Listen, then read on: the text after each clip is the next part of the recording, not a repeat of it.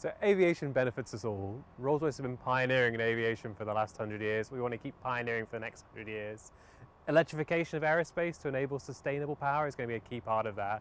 And with the ACCEL project, we're really hoping to demonstrate what is really possible. The technology within our all-electric plane is based around lithium-ion batteries. So we've changed the name a little bit and we've gone for an ion bird. So this is our test vehicle essentially, where we put all the propulsion system on board, we get the flight ops team in, we test the equipment and make sure we've got it just right before we go flying.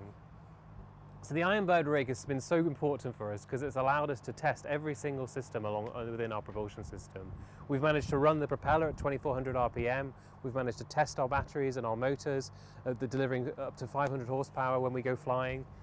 It's really allowed us to achieve as much as possible without having the actual aircraft here today.